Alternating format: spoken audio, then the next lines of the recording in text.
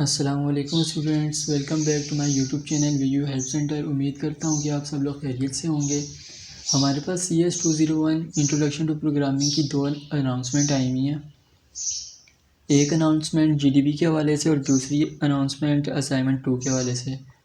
हम one by one दोनों announcement को देख लेते हैं। मैं कोशिश करूँगा कि दोनों अनाउंसमेंट आपको कम्प्लीटली एक्सप्लेन कर दूँ ताकि आपका कोई क्वेश्चन बाकी ना रहे।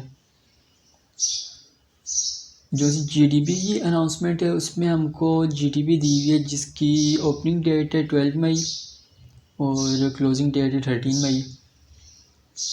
GDB सिनेरियो में हमसे कहा गया है कि एक लाइब्रेरियन है जो अपनी लाइब्रेरी में बुक्स की लार्ज कलेक्शन स्टोर करना चाहता है। They want to create a robust and efficient system to track book, their availability and detailed information about each book। Her book के बारे में उसकी अवेलेबिलिटी, बुक को ट्रैक करना चाहता है किस जगह पड़ी है, और बुक की इंफॉर्मेशन, डिटेल्ड इंफॉर्मेशन रखना चाहता है। बुक के ऑथर का नाम, पब्लिशर, किस कैटेगरी में बुक आती है, ये ईच एंड एवरीथिंग अपनी जो उनसे सिस्टम में रखना चाहता है। Suppose your team is working with a librarian who is passionate about organizing and managing vast collection of book in their library। एक लाइब्रेरियन है जो अपनी लाइब्रेरी में एक large collection of book store करना चाहता है। They want to create a robust and efficient system to track book, their availability and detailed information about each book. वो बुक को ट्रैक करना चाहता है किस जगह पड़ी है, देयर अवेलेबिलिटी, वो इस वक्त लाइब्रेरी में मौजूद है या नहीं, और तीसरी चीज़ ये है कि बुक के बारे में कंप्लीट इन्फॉर्मेशन रखना चाहता है। उसके ऑथर का नाम, पब्लिशर का नाम, किस कैटेगरी में आती है, कंप्लीट चीज़ें रखना चाहता है। The library has a fix number of books of each category. Her category में फ़िक्स नंबर ऑफ बुक हैं। मिसाल के तौर पर अगर साइंस की कैटेगरी है उसमें फ़िक्स नंबर ऑफ बुक्स होंगी। मिसाल के तौर पर 50 या 100, 50 रख ले। 50 से ना एक ऊपर होगी ना एक नीचे होगी, फ़िक्स नंबर ऑफ बुक्स होंगी। अब लाइब्रेरियन चाहता है एक कम्प्रिहेंसिव उसको लाइब्रेरी मैनेजमेंट सिस्टम बना के दिया जाए, और इसकी रिक्वायरमेंट्स क्या है। इसमें 3 रिक्वायरमेंट्स हैं। Need to store availability status of each book in the library. Librarian चाहता है कि उसके पास ये इंफॉर्मेशन मौजूद हो कि इस वक्त बुक लाइब्रेरी में मौजूद है या नहीं, एक चीज़ हो गई। दूसरी चीज़ ये है कि the system need to store detail about each book including books title, author, category and publisher. अब ईच बुक के बारे में उसका टाइटल का नाम, ऑथर का नाम, कैटेगरी और पब्लिशर, ये डिटेल भी स्टोर करना चाहता है। और तीसरी चीज़ ये है कि the system should allow the librarian to generate categorized summaries. हर बुक के बारे में, मिसाल के तौर पर फ़िक्शन कैटेगरी की बुक है, उसमें जितनी भी बुक्स पढ़ी हैं उस कैटेगरी में उसकी भी इंफॉर्मेशन एक्सट्रैक्ट करना चाहता है। ये एक हिसाब का फ़िल्टर होता है, जिस तरह हम एक्सेल में फ़िल्टर लगाते हैं ना, जिस तरह किसी स्कूल या कॉलेज में किसी काफ़ी सारे स्टूडेंट्स की इंफॉर्मेशन स्टोर हुई हो और हम किसी पर्टिकुलर स्टूडेंट की इंफॉर्मेशन निकालना चाहें तो हम उस स्टूडेंट का नाम का फ़िल्टर लगा लेते हैं। इसी तरह यहाँ पे हम कैटेगरी का फ़िल्टर लगा सकते हैं। ये एक हिसाब का फ़िल्टर होता है। अब हमारे पास मोस्ट इम्पोर्टेंट जो सा चीज़ है इस अनाउंसमेंट में वो ये है। As a C++ developer you are required to provide your suggestion. आपने अपनी सजेशन देनी है किस बारे में। For each given requirement consider which type of array, 1 dimensional और 2 डायमेंशनल वर्क बेस्ट। आपने बताना है इन 3 रिक्वायरमेंट के लिए 1 डायमेंशनल अरे बेस्ट होगी या 2 डायमेंशनल अरे बेस्ट होगी। 1 एंड 2 डायमेंशनल अरे में इसका बाद में आपको समझाता हूँ ये क्या होते हैं। Also give your answer by considering access time, efficiency and memory requirement. आपने जो सा कोड होगा उसको आपने बताना है एक्सेस टाइम जो कम टाइम ले प्रोसेस होने में, एफिशिएंसी जो एक्यूरेटली वर्क करे, और मेमोरी कम यूज़ करे। कोड आपने लिखना तो नहीं है, बस आपने सजेशन देनी है कि किस तरह का हमारा कोड होगा। You can not use any other storage technique, you need to explain each requirement along with your choice. आपने जो भी चॉइस यूज़ करनी है, 1 डायमेंशनल यूज़ करो या सेकंड, दोनों में से एक आपने यूज़ करनी है, और आपने एक्सप्लेन करना है आपने 1 डायमेंशनल क्यों चूज़ किए या फिर आपने 2 डायमेंशनल क्यों चूज़ किए। इम्पोर्टेंट इंस्ट्रक्शन है हमारे पास, properly describe mechanism of how selected option will be efficient for certain requirement.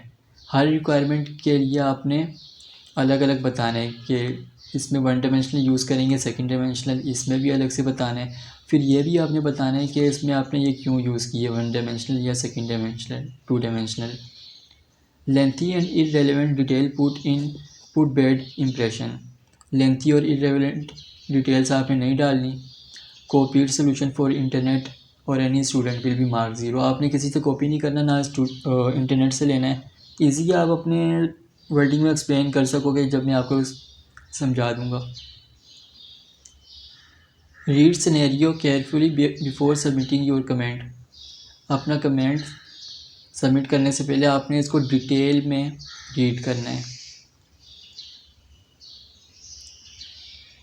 C++ code is not required in the solution of GDP। C++ code नहीं चाहिए, आपने सिर्फ अपना कमेंट देना है। तो मैं आपको एक्सप्लेन कर देता हूँ। सबसे पहले हम one dimensional and two dimensional अरे देखते हैं क्या चीज़ होती हैं। ये अरे बेसिकली एक वेरिएबल की तरह होता है। जिस तरह हम C++ में वेरिएबल को स्टोर करते हैं ना, इंट के बाद हम वेरिएबल नेम लिखते हैं और वेरिएबल नेम के बाद इक्वल का निशान लगा के हम वेरिएबल की वैल्यू लिखते हैं। मिसाल के तौर पर ये कंप्लीट वेरिएबल नेम है और हमने आगे उसकी वैल्यू दी है 10। ये तरह वेरिएबल की हमारा सिंटैक्स होता है। लेकिन अरे में हमारे पास क्या होता है, अरे में हम सबसे पहले अरे नेम देते हैं। अरे नेम के बाद हम एक स्क्वायर ब्रैकेट लगाते हैं जिसमें अरे की वैल्यू, अरे का इंडेक्स नंबर होता है। इस अरे में हम कितने वेरिएबल स्टोर कर सकते हैं, एक हिसाब का मल्टीपल वेरिएबल को स्टोर कर सकता है। मिसाल के तौर पर 5 हम variable 1 is equal to 10, variable 2 is equal to 20, variable 3 is equal to 30, इस तरह हम स्टोर करेंगे। लेकिन अरे में हमारे पास क्या होगा, हम जितने वेरिएबल होंगे हम उसको इसके ब्रैकेट में लिखेंगे और ब्रैकेट के हिसाब से वेरिएबल 1 जो होगा उसकी वैल्यू इधर लिखेंगे, वेरिएबल 2 की वैल्यू इधर, 3 की इधर, 4 की इधर, इस तरह हम लिखेंगे। अगर यहाँ पे हम अरे नेम के आगे ब्रैकेट में 1 डालेंगे तो इसका मतलब होगा फर्स्ट इंडेक्स वाला जो सा वेरिएबल है उसकी वैल्यू। इधर अगर हम सेकंड लिख देंगे तो सेकंड वाले की वैल्यू। अब टू डायमेंशनल अरे, वन डायमेंशनल अरे में सिर्फ हमारे पास रो में अरे होते हैं, सिर्फ एक ही रो होती है। लेकिन टू डायमेंशनल अरे में हमारे पास रोज़ भी होती हैं और कॉलम्स भी होते हैं इस तरह। अब इसको टू डायमेंशनल अरे को किस तरह यूज़ करते हैं वो मैं आपको आगे बताता हूँ। हमारे पास रिक्वायरमेंट्स क्या थी, 3 रिक्वायरमेंट्स थी। Store and update availability status एक चीज़, दूसरी चीज़ ये है कि store detail of each book. Her book के बारे में ईच एंड एवरीथिंग हमारे पास होनी चाहिए, बुक का टाइटल, ऑथर का नाम, पब्लिशर, कैटेगरी वगैरह। Generate categorize summaries.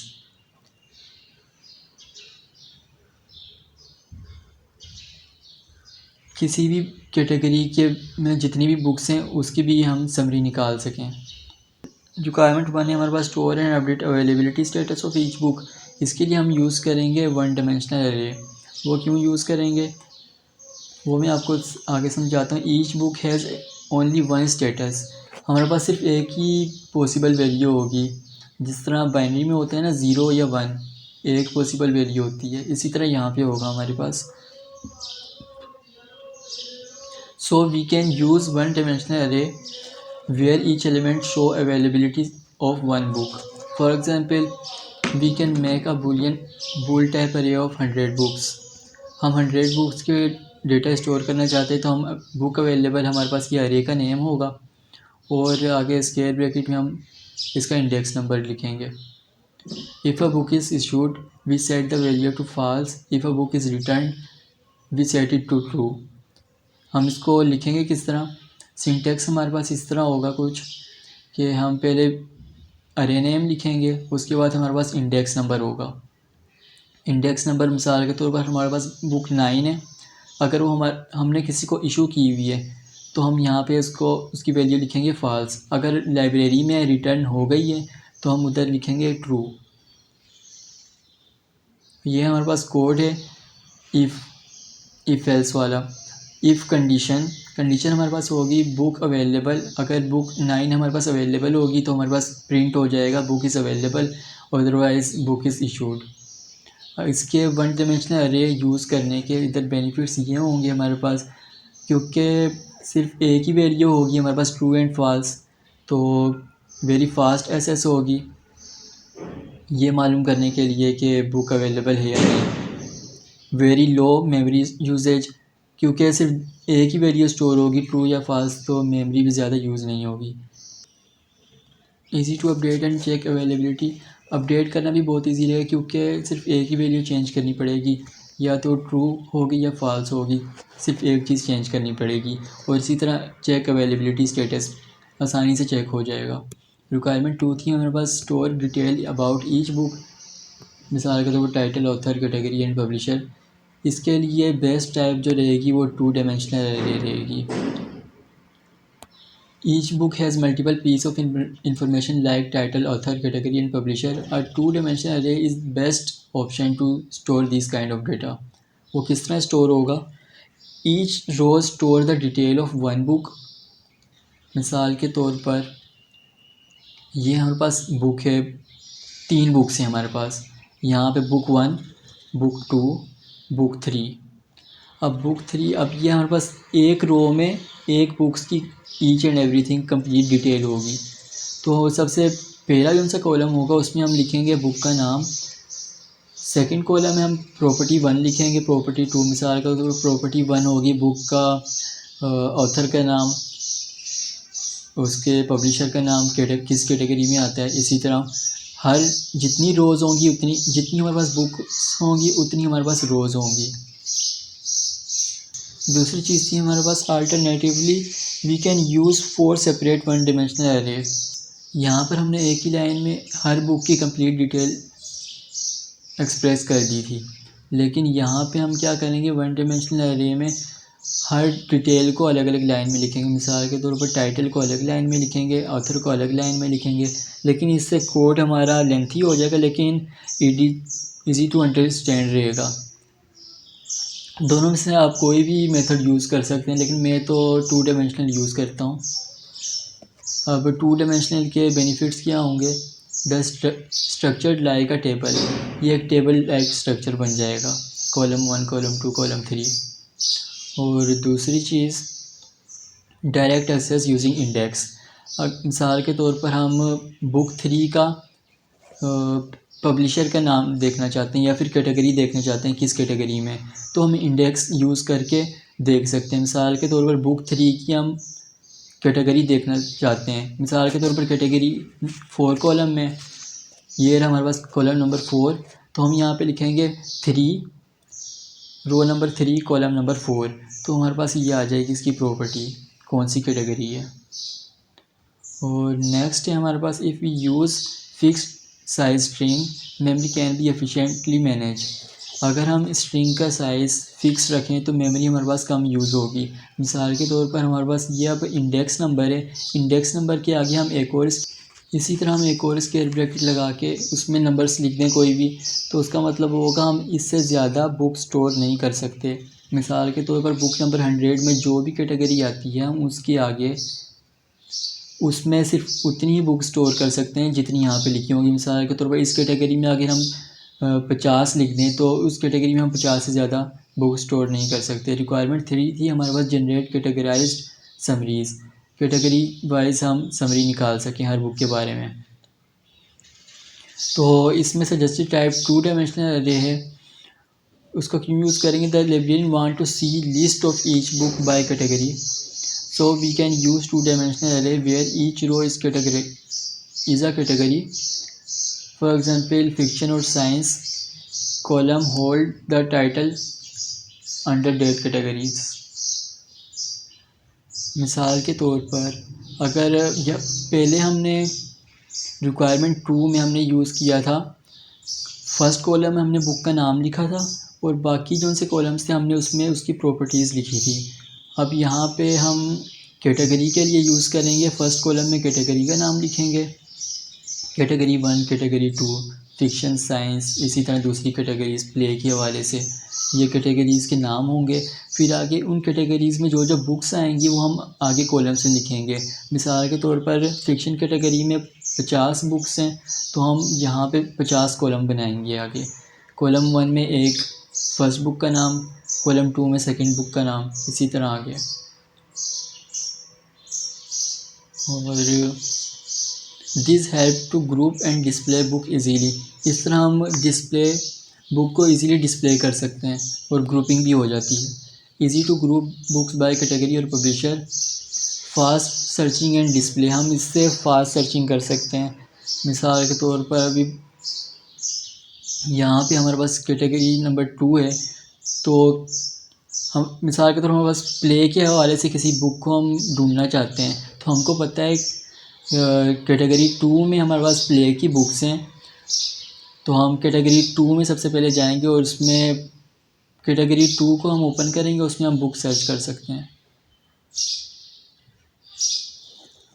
Since the number of category और publisher is fixed we can manage memory efficiently.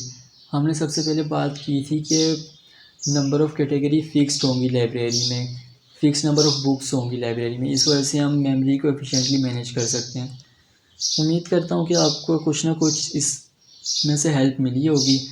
बाकी मैं इस डॉक्यूमेंट का लिंक डिस्क्रिप्शन में दे दूँगा, आप इसको बार बार रीड करके कम्प्लीटली इसको समझ लेना, फिर अपनी वर्डिंग में इसको एक्सप्लेन करना आप। अगर वीडियो अच्छी लगी तो वीडियो को लाइक करें और चैनल को सब्सक्राइब करें ताकि लेटेस्ट अपडेट आप तक जल्द से जल्द पहुंच सकें। आगे इस अनाउंसमेंट नंबर 2 मैं आपको नेक्स्ट वीडियो में एक्सप्लेन कर देता हूं, क्योंकि वीडियो पहले काफ़ी लेंथी हो गई है। तो फिर मिलते हैं नेक्स्ट वीडियो में, तब तक के लिए अल्लाह हाफिज़।